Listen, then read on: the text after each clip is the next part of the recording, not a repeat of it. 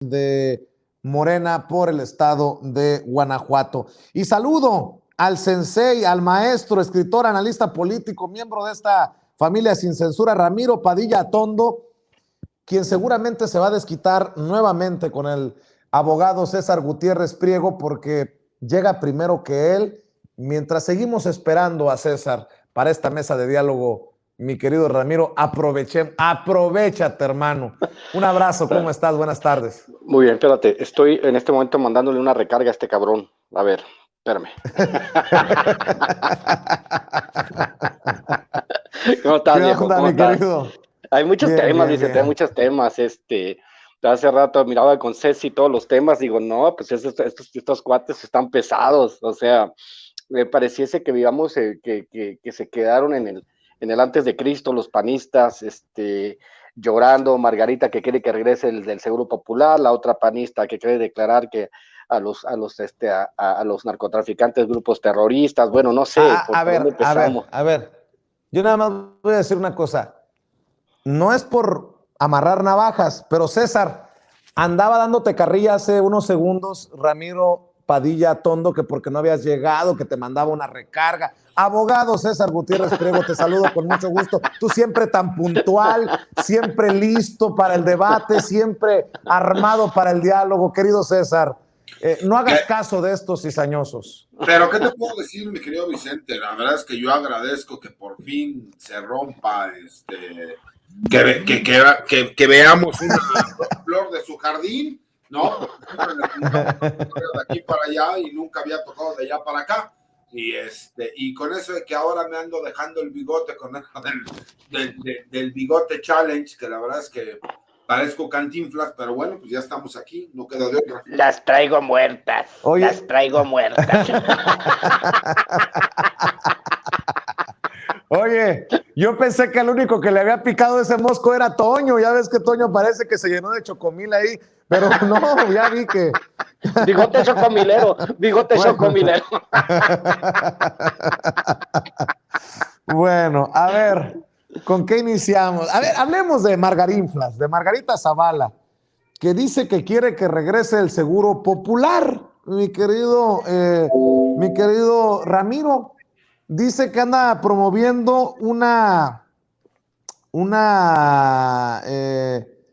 campañita en change.org, pero pues que diga que la Auditoría Superior de la Federación en 2020 dijo que los estados malgastaron 77,606 millones de pesos del Seguro Popular en 10 años con Felipe Calderón y Peña Nieto como presidentes, que el Seguro Popular dejó sin atención a más de 14 millones de personas, de acuerdo a datos de la Auditoría Superior de la Federación, que opacidad y desvío de recursos fueron los lastres del Seguro Popular, que al cierre del sexenio pasado se ignoraba el destino de más de 7 mil millones de pesos y que al menos 70 denuncias había en contra del Seguro Popular en Veracruz, Tabasco, Oaxaca y Chihuahua. No, pues sí, suspiran por el pasado, y véanme nada más en pantalla, suspiran por lo que el viento, por lo que el peje se llevó. Oye, no, pues, ¿qué te puedo decir? Yo recuerdo una entrevista, la pasaron de hecho hace poco con esta señora que decía que leer era irrelevante a la hora de gobernar, la señora Micha, una entrevista que le hizo Felipe Calderón, donde él decía que había construido más de 1,000 hospitales, o sea, estamos buscando dónde están los hospitales que construyó Calderón, probablemente son hospitales del Seguro Popular a los cuales les quieren proveer no sé cuánta cantidad de insumos ellos mismos para volver a ser millonarios. Recuerdo el caso también, nomás que desapareció las noticias, por eso no puedo afirmarlo como un dato duro, pero que el caso de un cuate que se volvió proveedor del Seguro Popular y del Seguro Social, y el cuate terminó de estar en la bancarrota a tener una colección de autos deportivos, por ejemplo. La idea de regresar el Seguro Popular es como resucitar un cadáver, ya se murió, es igual que como en el 2018. ya perdieron. Hay una circunstancia totalmente nueva. El que haga esto, Margarita, no sé qué intenciones tenga al querer resucitar un muerto que no va a revivir. O sea, los muertos no regresan. Acuérdense ahora los memes de Halloween, ¿no? Pero en general debemos de entender nosotros que el país era un inmenso esquema de saqueo por todos lados. Lo sabíamos, el saqueo con el huachicol, subsidios a las compañías eléctricas, las medicinas. Acuérdate que cuando se hacían las compras de emergencia que se inflaban varias veces el precio de los medicamentos y todo el mundo se repartía el dinero, que también era otra manera de estar robando, en el sentido, los más de 300 hospitales que dejaron inconclusos. Como te digo, Calderón decía obviamente que ellos habían construido más de 1,000 hospitales. Seguimos buscando, es una de las, digamos, de los misterios del tercer milenio, como decía este cuate, ¿no? El que se dedica a la onda de los ovnis, ¿dónde chingados están esos hospitales que nunca aparecieron por ningún lado?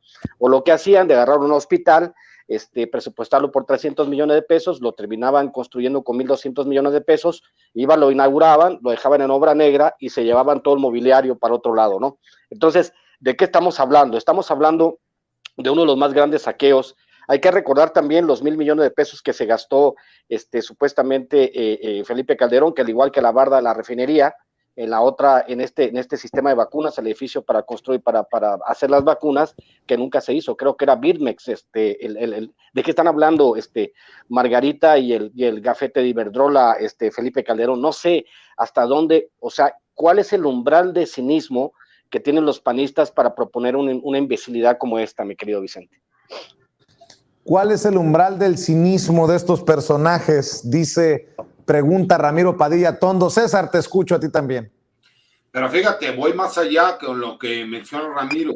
Recordemos que si bien es cierto, existió el presupuesto para 1,000 hospitales en el sexenio de Felipe Calderón, no solo no se construyeron, sino que aparte estuvieron con sobreprecio y que en este sexenio tuvieron que terminar más de 300 hospitales que desde el sexenio de Felipe Calderón supuestamente se habían construido, así como la famosa barda de la refinería, que nos costó miles de millones de pesos y que solamente fue una barda, ¿no?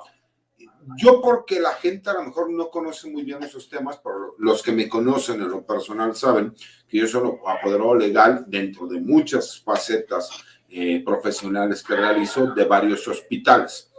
Y lo que no saben del Seguro Popular es que el Seguro Popular lo que hacía era utilizar los servicios médicos de hospitales privados para que de forma subrogada se les diera servicios a las personas, y el cual venía siendo un gran negocio para lo que eran los personajes en el gobierno. ¿Y por qué lo digo así? Porque en los hospitales, por ejemplo, donde yo fui y soy apoderado legal, lo que hacían era, te tabulaban más o menos cuáles eran los costos que tú tenías que cobrar sobre un servicio que se tenía que brindar forzosamente con este Seguro Popular, pero que además el gobierno lo que hacía era que lo cobraba de una forma superior. ¿Qué significa? Terminaban haciendo negocios, y así te decían que a una persona llegaba con una apendicitis, a ti te iban a pagar nada más 15,000 pesos, a lo mejor por los servicios médicos que se tenían que realizar, pero ellos a su vez iban a reportar que costó 45,000 pesos. Así como lo que hicieron todo en este país. Por supuesto que ellos van a intentar de manejar lo que la gente no conoce y no sabe, ¿no? Cuando nos hablaron tanto de la famosa reforma energética, nunca nos dijeron que lo que pasa es que estaban vendiendo las empresas paraestatales a intereses extranjeros para ellos formar parte de estos negocios, y el día de mañana que ellos o familiares de ellos, como lo hizo Zedillo, como lo hizo el mismo Calderón, ¿no?, aparecieran como partes de estos grupos y consejos de administración de las empresas, en donde pues ya habían prescrito los delitos para cuando se les quisiera juzgar, porque así fueron creando las leyes. Y eso es lo que están buscando, mi querido Vicente y mi querido Ramiro, única y exclusivamente tratar de venderle ideas falsas a la gente cuando no conocen toda la historia, y la historia es que lo que ellos hacían era robar y robar con todo este tipo de supuestos servicios que entregaban a la gente. Así es, Ramiro, César, nada más quiero decirle a la gente que veo estancados nuevamente nuestros números. Pareciera que llegara a algún lugar en esta plataforma y se estancara. Por eso le pido a usted que nos está viendo y escuchando que le dé clic al dedito hacia arriba, que nos ayude buscando el dedito hacia arriba en esta transmisión en vivo y en directo y nos ayude con los likes.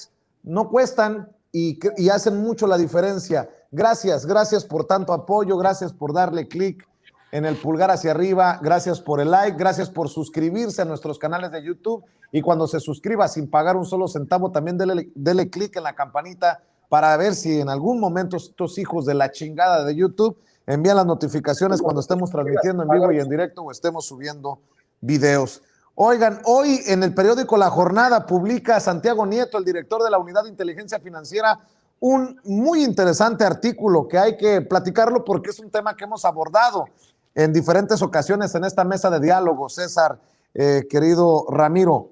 Dice Santiago Nieto, calificar a los grupos de la delincuencia organizada que hay en México como organizaciones terroristas no solo encierra un error conceptual, sino que dista mucho del contexto mexicano, a diferencia de la presencia más evidente en Estados Unidos y la forma en que operan en nuestro país. Si bien, como ha sido señalado por la Evaluación Nacional de Riesgos 2020, la principal amenaza para la nación en relación con el lavado de dinero es la delincuencia organizada, seguido por el nivel de recursos ilícitos generados por el país y la corrupción, tal como arroja dicho diagnóstico. Dentro del territorio nacional no se han suscitado casos de terrorismo, ni se ha detectado algún tipo de transacción que pudiera dar lugar a una investigación relacionada con este fenómeno delictivo. Tampoco se ha identificado la existencia de combatientes terroristas. Sin embargo, la posición geográfica y la porosidad de las fronteras, así como la existencia de organizaciones sin fines de lucro, abren la posibilidad de que México sea utilizado como plataforma financiera del terrorismo internacional, lo cual ni siquiera nos lleva a suponer que las bandas que operan son equiparables con grupos conocidos. Que la delincuencia organizada represente la mayor amenaza en nuestro país obedece principalmente a la diversificación de la cartera de operaciones ilícitas generadas por esas agrupaciones, además de la proveniente del tráfico de drogas, como son el abanico de delitos que generan grandes recursos para sus organizaciones, como la extorsión, el secuestro, robo de hidrocarburos, tráfico de migrantes y trata de personas, entre otros. En este sentido, a su capacidad financiera y económica para lavar dinero por esas actividades ilícitas, se puede continuar con el financiamiento de sus redes de criminalidad. He aquí que el componente económico representa el mayor aliciente para este tipo de grupos delictivos y no necesariamente lo es para terroristas que, como su nombre lo indica, buscan provocar un estado de terror en la población o en un grupo de personas en particular para propósitos más políticos, ideológicos, raciales, étnicos, religiosos o de cualquier otra naturaleza a los que se puede invocar para justificar sus actos. Mi querido Ramiro, ¿cómo ves lo que escribe el titular de la Unidad de Inteligencia Financiera, Santiago Nieto?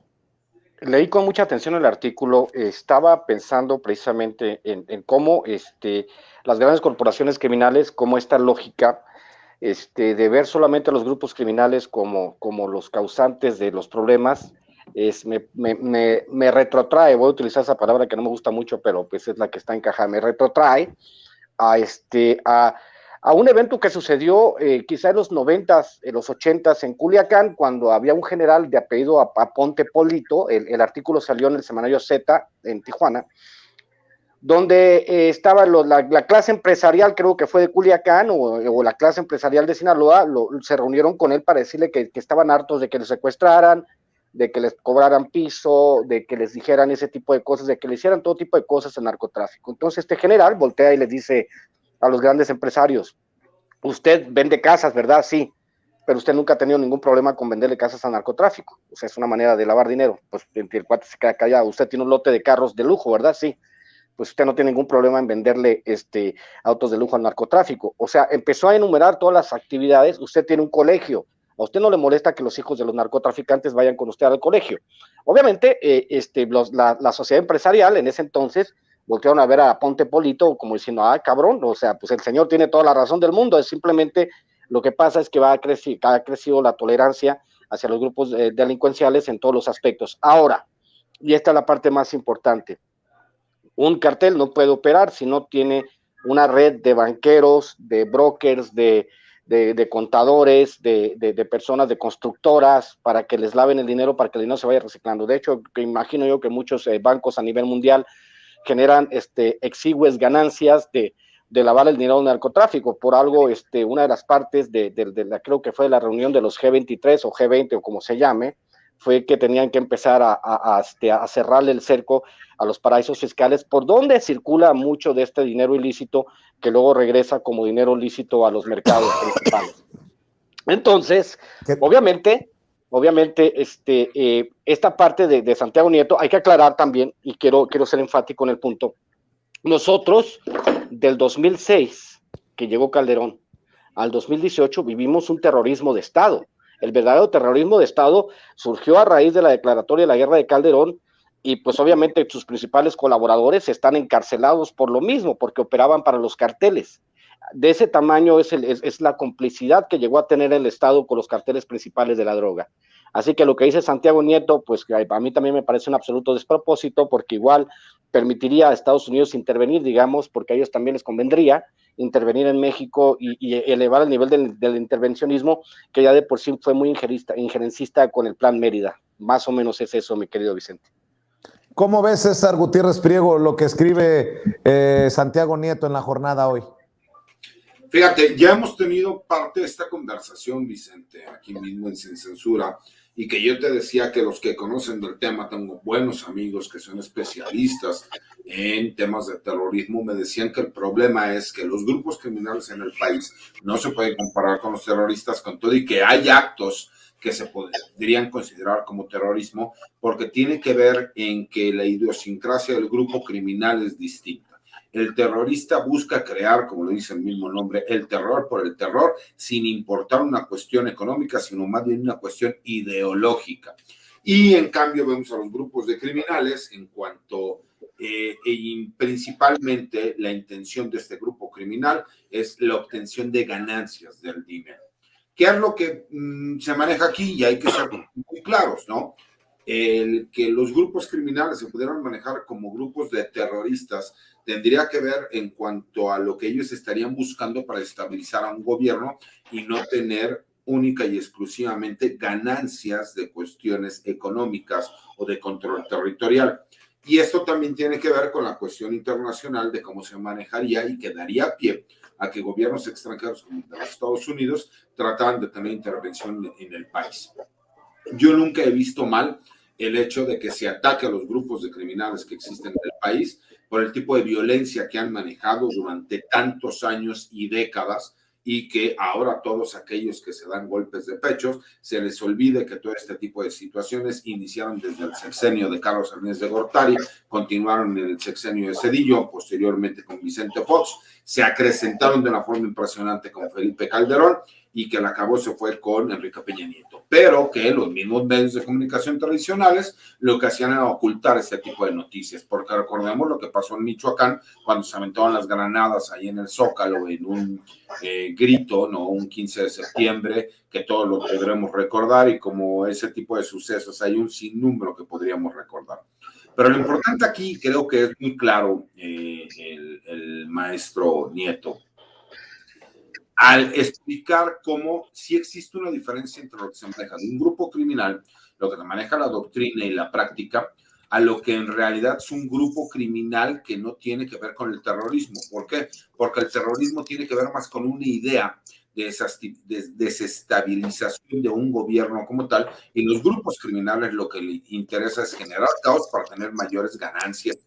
Y creo que es muy claro como sí se ha ido atacando a los grupos criminales en la cuestión económica, y diferenciar lo que ha tratado de utilizar parte de lo que es estos grupos políticos antagónicos al gobierno federal, ¿no? Llámese la oposición, para tratar de confundir la opinión de la ciudadanía. En México no existen los grupos terroristas porque no tenemos un grupo que trate de estabilizar al gobierno, sino por lo menos desde los años 60 o 70, cuando hablábamos de guerrilla en el país, y recordemos que esa guerrilla era más una lucha por cuestiones de carácter social que como un grupo terrorista, y creo que en eso es donde acierta Santiago Nieto. Muchachos, me acaba de enviar esta información don Mario Toledo, nuestro jefe de información. El juez a cargo del caso de Emilio Lozoya le pide al exdirector de Pemex acudir de forma física a su audiencia por primera vez. Mañana miércoles a las 9 de la mañana, Emilio Lozoya deberá comparecer ante un juez en audiencia sobre los presuntos sobornos de Odebrecht. Emilio Lozoya Austin, el exdirector de Petróleos Mexicanos en el gobierno de Enrique Peña Nieto y Leo de Político MX, deberá acudir por primera vez en persona a la audiencia que tiene prevista mañana, miércoles 3 de noviembre, según pidió un juez. De acuerdo con el periódico El Universal, un juez pidió que Lozoya acuda de manera física a la audiencia donde la defensa y la Fiscalía General de la República debatirán sus posturas para que el juez tome una decisión si aprobar la prórroga otros meses más, como está pidiendo la defensa, o ponerle un alto. Cabe recordar que ayer se dio a conocer que la Fiscalía General de la República rechazó por primera vez la solicitud de Emilio Lozoya para obtener esta nueva prórroga de 60 días a fin de reunir pruebas para el juicio. La finalidad de la prórroga para Lozoya tenía la intención de esperar los resultados de una solicitud hecha a las autoridades brasileñas para conocer si sigue vigente un acuerdo de colaboración que pactó con autoridades de aquel país el exdirector de Odebrecht México. Dado el escenario, el juez decidió convocar a una nueva audiencia a realizarse mañana a las 9:30 de la mañana, corrijo, no 9:30 de la mañana, para debatir la petición y tomar una determinación. Pues ojalá que estemos ante el principio de algo choncho y sabroso para todos los mexicanos que estamos interesados en que se haga justicia y que pare la impunidad, mi querido Ramiro. Es que sí hace falta que le vayan dando su acalambrada a Lozoya. Entendemos que la figura, quizá ahorita César me pueda ampliar, ¿no? Él es que es especialista en el tema. La figura del testigo protegido pues debe tener ciertas ventajas, pero también después del escándalo de andar comiendo en restaurantes y todo ese tipo de cosas, y de la falta de resultados desde la fiscalía para empezar, ¿no? a apuntar hacia más peces gordos, pues imagino que ya es tiempo de que se tomen en serio las cosas y que se salte al siguiente nivel.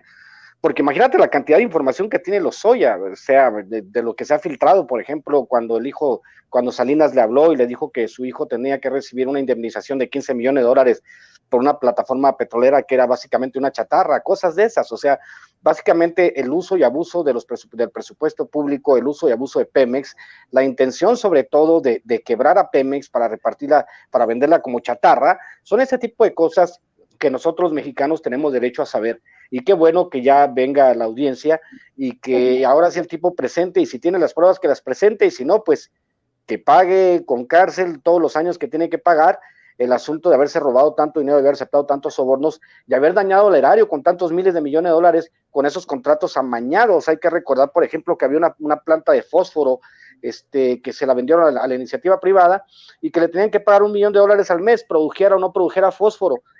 Digamos, produjera o no produjera la planta, ¿no? Pemex estaba obligado a pagarle. O lo que hizo Ochoa Reza, por ejemplo, cuando dejó de comprarle el combustible a $1 a Pemex el barril para comprarlo en el extranjero $7 el barril. O sea, todo ese tipo de cosas que salieran, y sería súper divertido ver a Clavillazo, a todos ellos yendo a declarar, igual a Peña Nieto, igual a Calderón, que ejercieron un daño patrimonial gigantesco contra el país, mi querido Vicente. Pero a ver, no nos emocionemos. Primero preguntémosle al que sabe, a César Gutiérrez Priego, de estos procesos. ¿Cómo ves esta petición del juez para que se presente físicamente a la audiencia Emilio Lozoya Austin, César? Mira, recordamos, Vicente, que él tendría que presentarse físicamente, pero que también su defensa podría seguir dilatando el procedimiento con diversos pretextos, incluso de carácter legal, de salud, etcétera, etcétera. Pero creo que estamos viendo por primera vez el hecho de que la misma Fiscalía General de la República y el juez que está llevando esta causa penal ya quieren ver resultados respecto a esta colaboración que él, mediante el principio de oportunidad, solicitó para convertirse en testigo colaborador.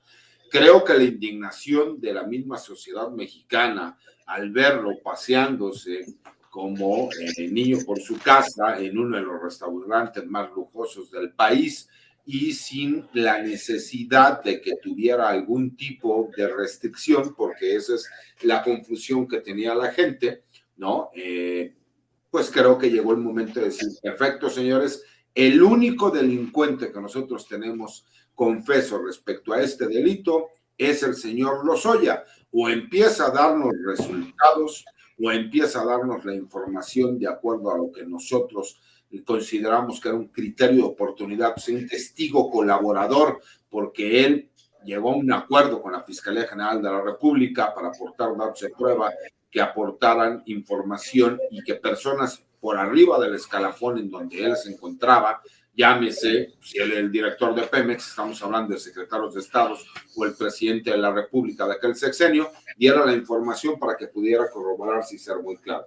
Para serte muy honesto, mi querido Vicente, yo creo que van a buscar alguna chicana de carácter legal el día de mañana, para el cual no se pueda llevar a cabo la audiencia o que se prorrogue esta situación de carácter legal, pero sí creo que ya la Fiscalía General de la República y el mismo Poder Judicial Federal van a empezar a ser menos permisivos con Lozoya y van a empezar a exigirle resultados respecto a la colaboración que él solicitó en este acuerdo que ya con la Fiscalía General de la República.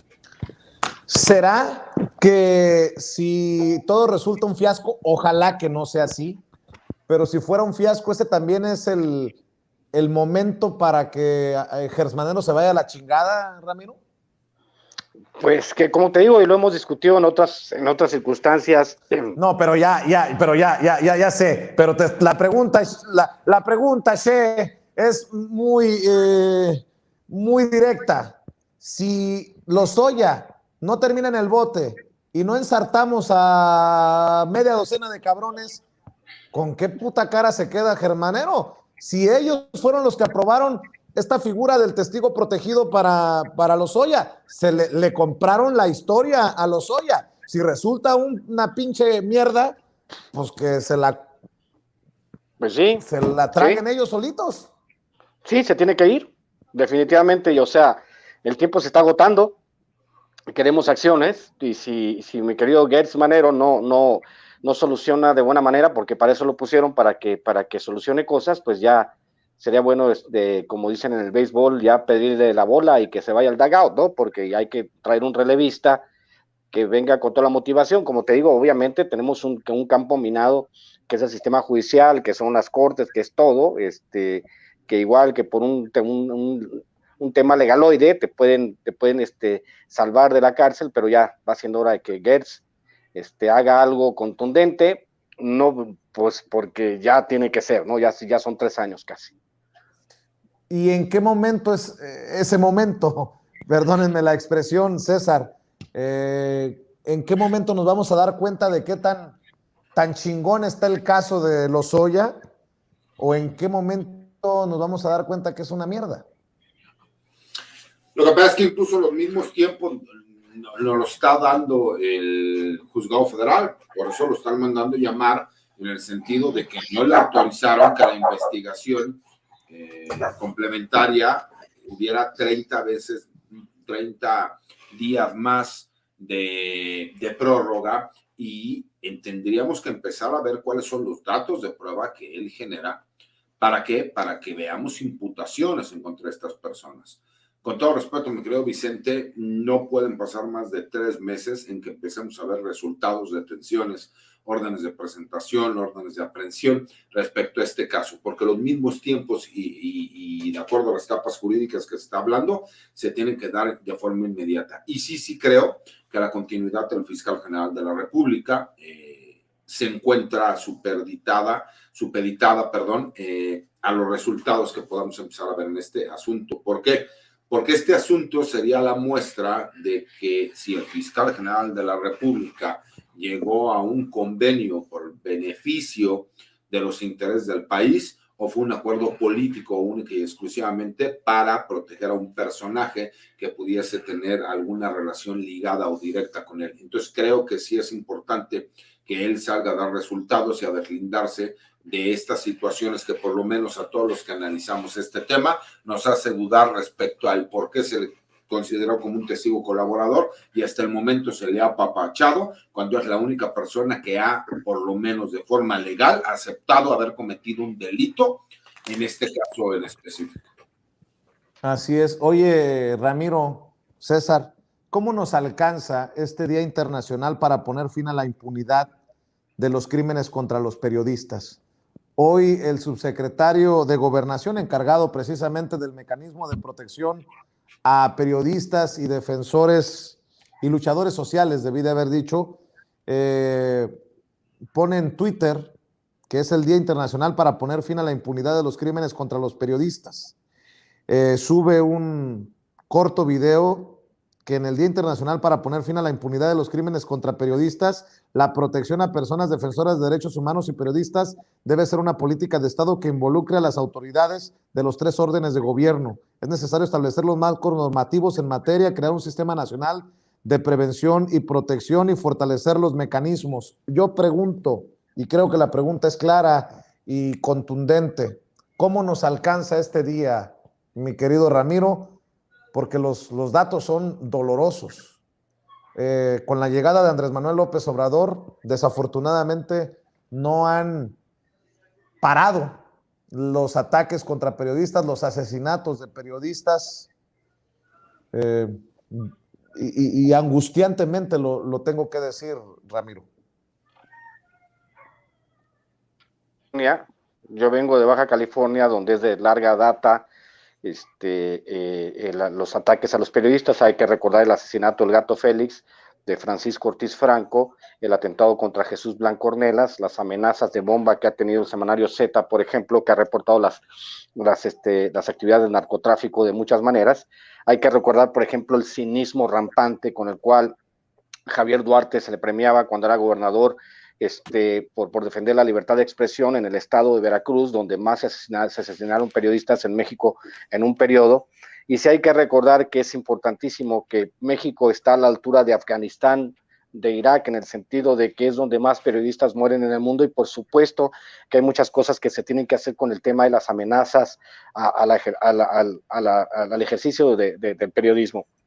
Lo hemos visto con mi amigo Jesús Lemus, lo que sufrió gracias a Calderón y gracias a Cocoa, que ahora es delegada para pacificar, por ejemplo, Michoacán. De ese tamaño es el cinismo con el que se manejan estos cabrones. Y entender que también el mecanismo de protección a periodistas tiene que empezar a elevar los estándares también, a trabajar un poco más. Es importantísimo porque siguen las amenazas. Seguimos viviendo en un país donde decir la verdad te puede costar la vida. Hay que recordar las persecuciones. Más de 145 periodistas han muerto en los últimos años solamente por ejercer la labor periodística, mientras la bola de imbéciles que viven acá por la Condesa, que tienen sus revistas pedorras por las que piden cooperación, se montan al carrito de la persecución política, se tiran al suelo, o sea, todos estos cuates que son megamillonarios, comentaristas de noticias, se tiran al suelo gritando que los persigue políticamente el presidente, cuando en provincia, cuando es en los restos del estado del país, en todo el país, ser periodista es una profesión que si no eres millonario y vives acá en la Condesa, o la del Valle, o en Lomas, te puede costar la vida, mi querido Vicente. Queda mucho trabajo. Es increíble que a estas alturas, siendo el país que somos, todavía hay miles de periodistas amenazados, muchos periodistas que están atendidos al mecanismo de protección, y todavía que los mecanismos y que las revisiones, y que todavía haya autoridades estatales y municipales aliadas con el narco. El caso de algunos gobernadores que ya andan queriendo huir por sus asociaciones delictuosas. Y pues bueno, este día sí es para recordar, es un día triste. Hay compañeros que han perdido la vida precisamente por eso, hay otros compañeros que tienen que vivir escondidos, hay otros que han emigrado a otros países por las amenazas, y uno dice, ¿qué onda con su vida? ¿No? O sea, ¿qué onda con la vida? Sobre todo la burocracia. ¿Qué hacemos en un país donde la libertad de expresión siempre está en peligro?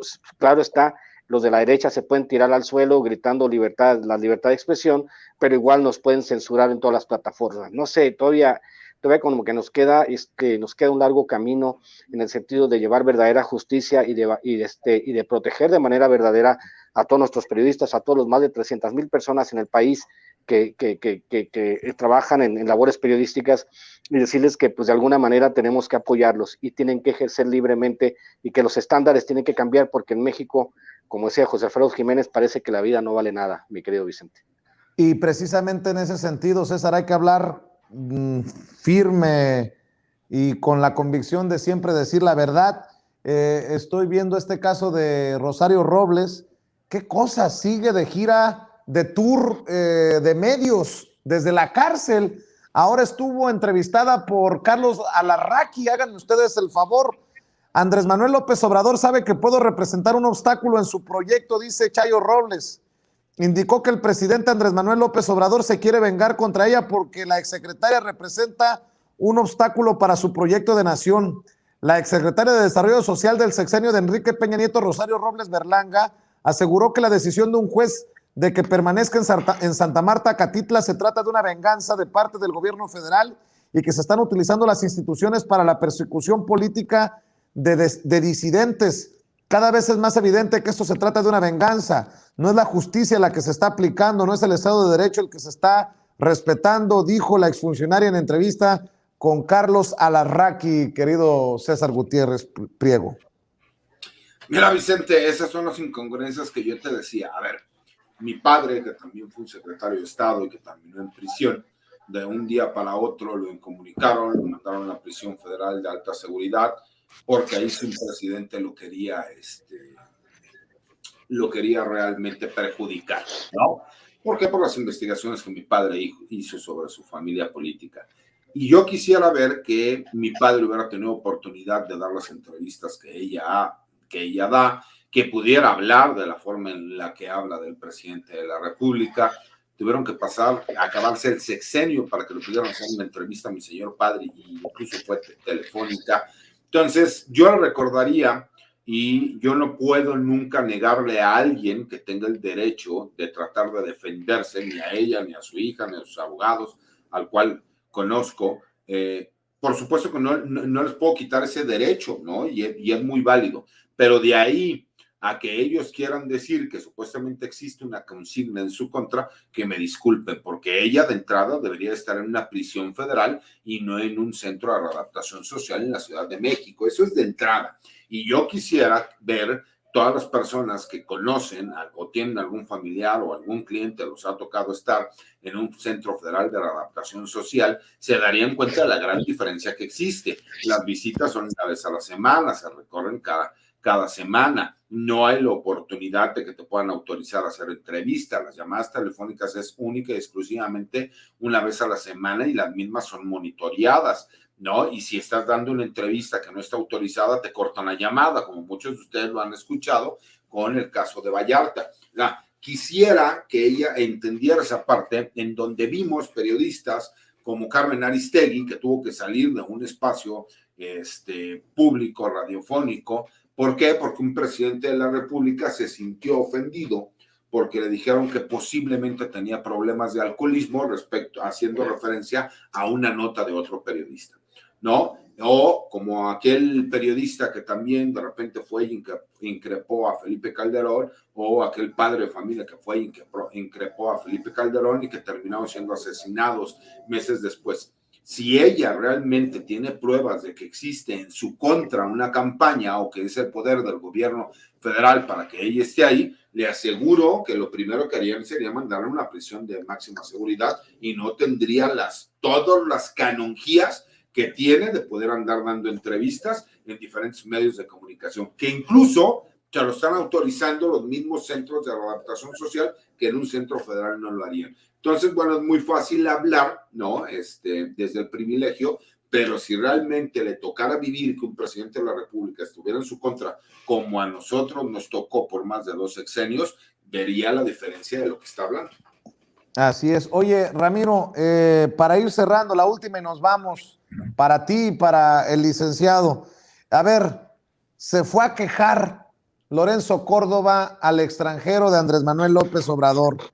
El consejero presidente del INE estuvo en la 16ª conferencia de la Unión Interamericana de Organismos Electorales y dijo que el mandatario realizó ataques en contra del órgano electoral durante el pasado proceso electoral del 6 de junio. Ante los representantes de 24 países de Latinoamérica, el consejero presidente del INE dijo que las agresiones salieron del Ejecutivo Federal.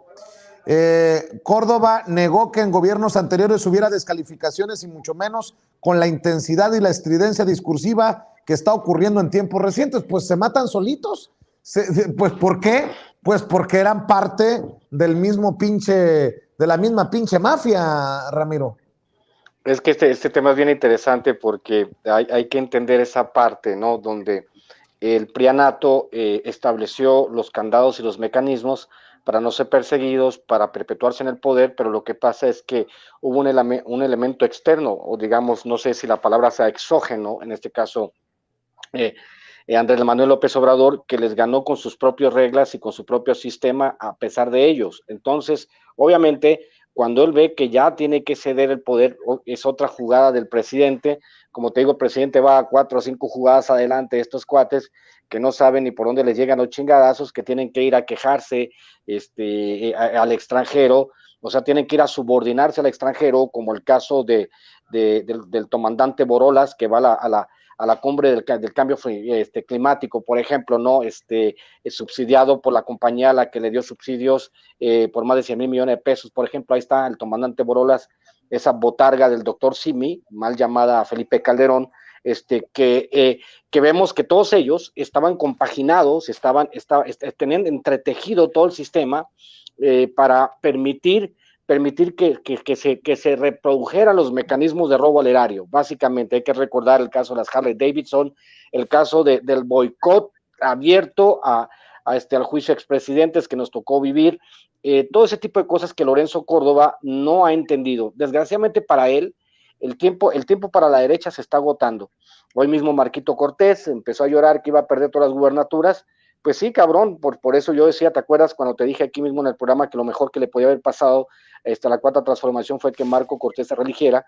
Y Lorenzo Córdoba también. Lorenzo Córdoba es una persona que se va a ir al basurero de la historia en vez de cumplir con el mandato que se le dio. Acuérdate que cambiaron las siglas para que el cuate se mantuviera más tiempo en el poder, y estos organismos autónomos que se han convertido en la verdadera oposición al presidente López Obrador, porque los partidos de oposición están liquidados, pero estos organismos autónomos como el IFE, el COFETEL y todos estos cabrones que se la pasan tratando de torpedear los cambios que queremos nosotros en la cuarta transformación, pues todos ellos tienen que ir a quejarse externamente, porque aquí en México ya no tienen casi ningún poder, y esperemos exterminarlos pronto, mi querido Vicente. Ramiro, oye, abogado, cierro contigo mencionando tu columna en La Silla Rota. Los objetivos son distintos a la realidad en la Secretaría de Seguridad Ciudadana.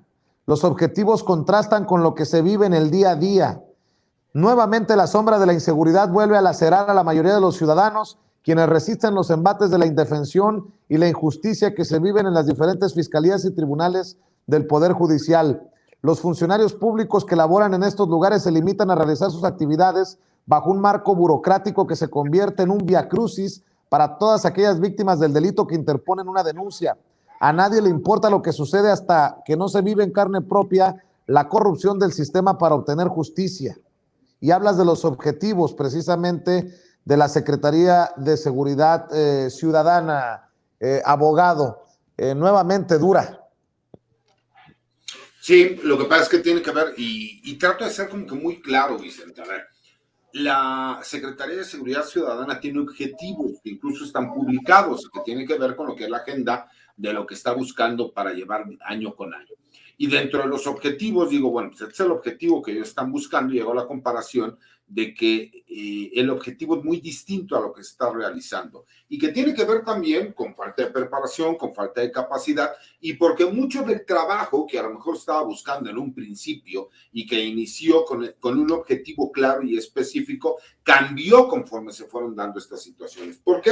Por la parte de lo que yo te decía, la inseguridad tiene que ver con parte de la percepción y tiene que ver con los datos. Y los datos tienen que ver con la percepción que tiene la gente. O sea, va de la mano forzosamente. Y a lo que yo le explicaba. A ver, el que vive desde el privilegio puede decir, pues, ¿de qué inseguridad me hablan? ¿No? Pues desde el chofer con escolta y que pues, no tiene mayor problema. Pero la persona que tiene que utilizar, ¿no? el sistema colectivo de transporte, y que de repente va en la combi y le toca que lo asalten 2 veces en una semana, pues por supuesto que su percepción de la seguridad es demasiado bajo y es muy malo.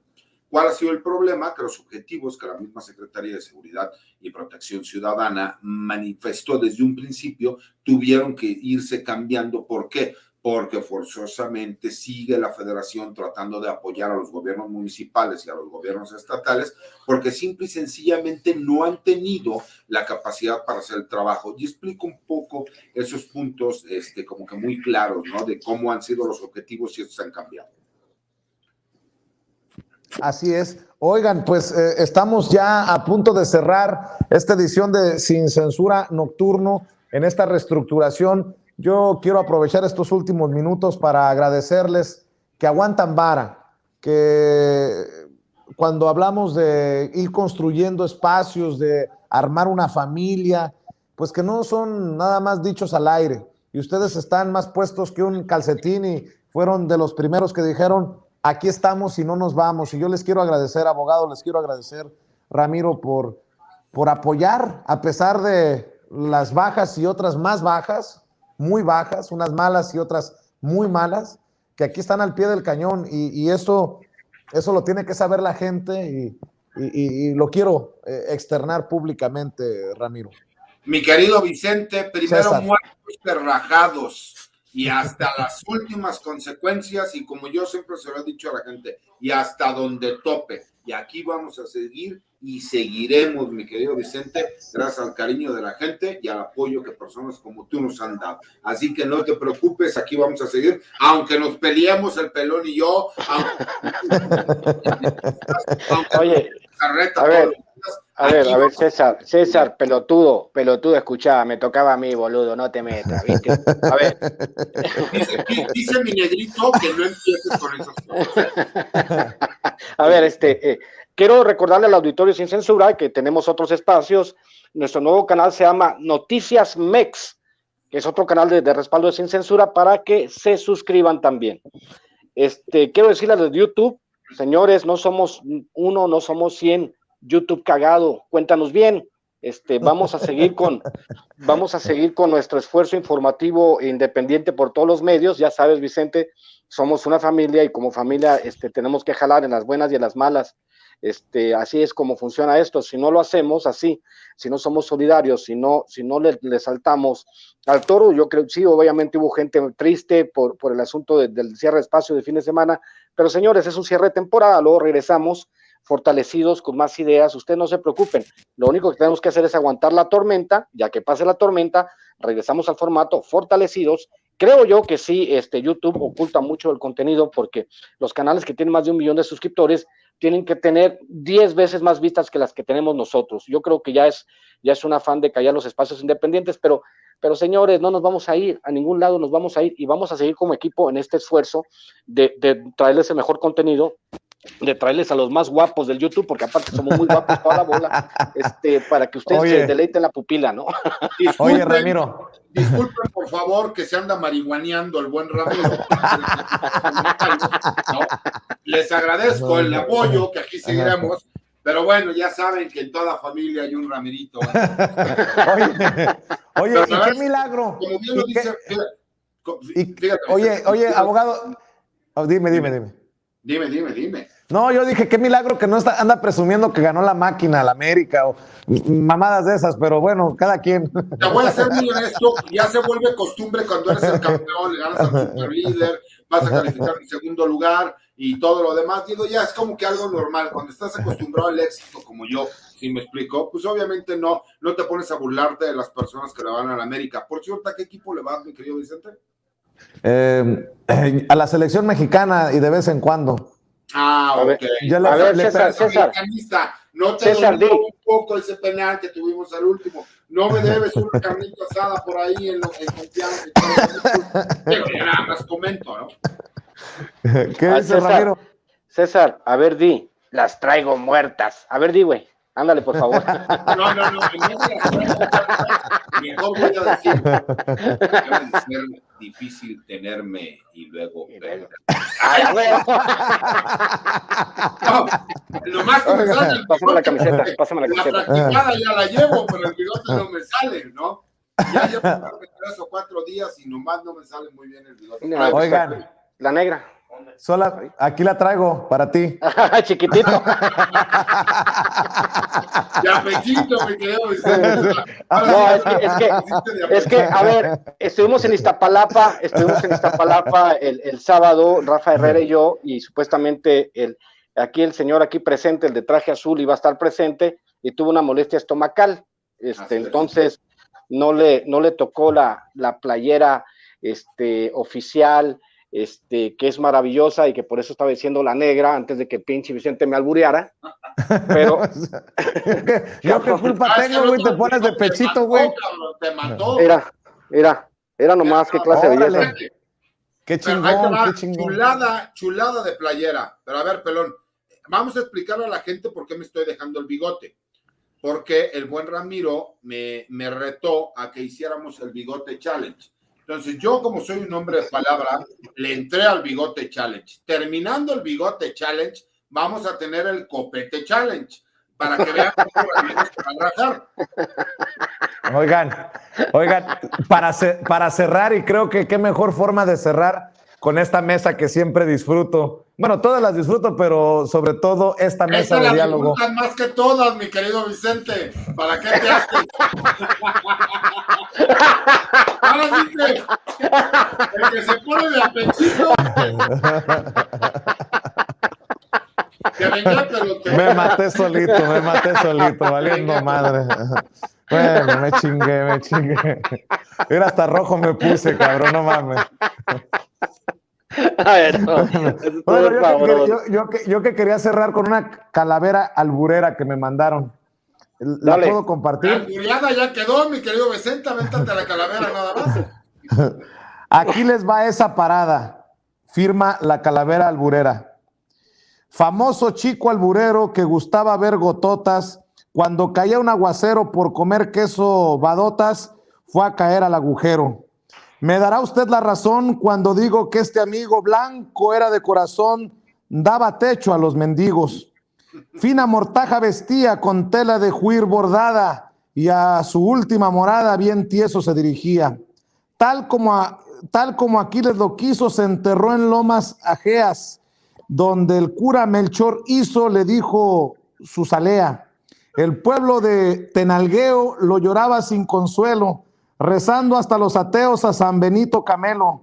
Su novia que más llorara, Vilma Madero Benítez y Tecla Varela Vergara, gritaba: ya te nos fuiste.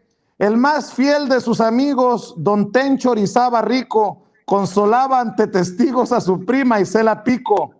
El Vergún era un fuereño, llegó al entierro cansado, le avisó Rosa Meleño con mucho tiento y cuidado.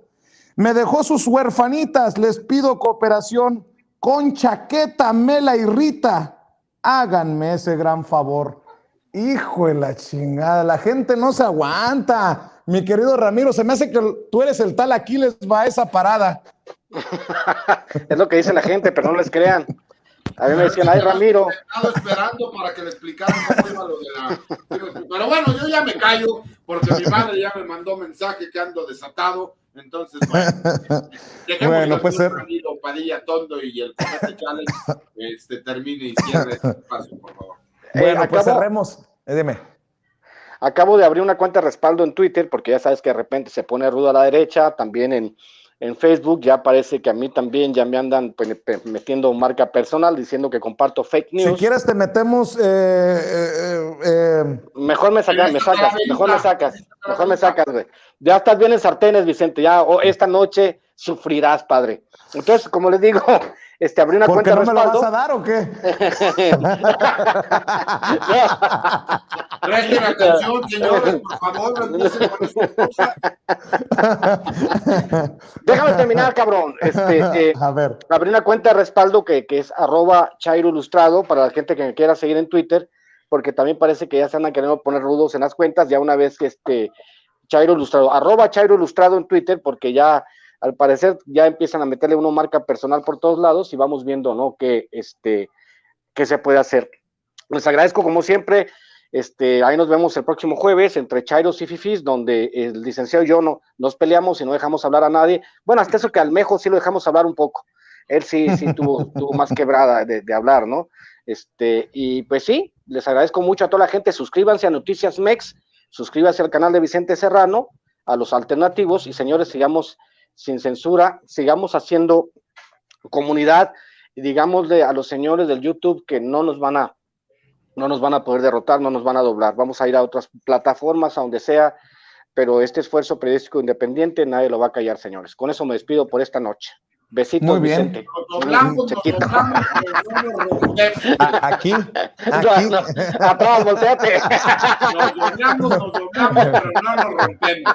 Oye, César, ¿en dónde te apoya la gente, mi querido César? Ya sabes, mi Twitter, @César Guti Pri, mi canal en César Gutiérrez Priego, en YouTube, mis columnas de información en Campo Marte, todos los jueves, que es el blog de información militar, las columnas que escribo para La Silla Rota, y los sábados, pues estaré en mi casa haciendo carnes asadas, porque ya no tengo un espacio propio. Pero posiblemente, a lo mejor trataremos de sacarlo ahí en el canal personal, y esperamos por ahí hacer algo interesante, en donde estaremos apoyando, sacando contenido y recordando a la gente que se suscriban a los canales de Sin Censura. ¿Pero cómo te pones en Twitter, César? Perdón. @César Guti Pri. Voy a abrir una cuenta alternativa, ¿no? Yo voy a abrir una cuenta alternativa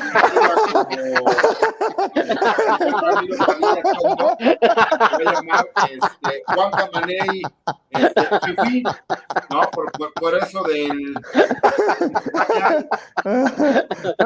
Eres un desgraciado, Bisonte, eres un desgraciado. No se pudo quedar con eso. Hazle cara, hazle cara. Oye, mira, ¿cómo que? Te voy a echar a mi pantera a Santón,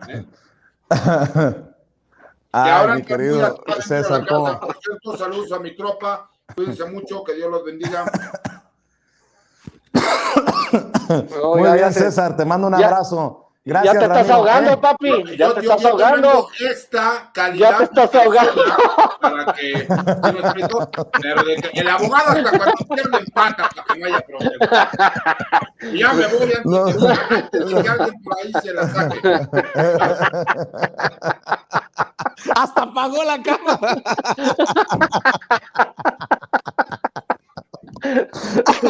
Ya te estás ahogando, cabrón. Ya ves, eso te pasa por mala leche, cabrón. Bueno, ahí estamos, no, pues. Cabrón. Oye, ¿Tú qué? ¿No? Bueno, ¿Qué? ¿cómo? Ah, no, es hacia acá, güey. No, ahí está, no acá, supe. al otro lado, cabrón, al otro lado. Ya. Nos vemos, buenas noches, Ramiro. Buenas noches. El abogado César Gutiérrez Priego. Ah, cómo me hacen reír estos condenados.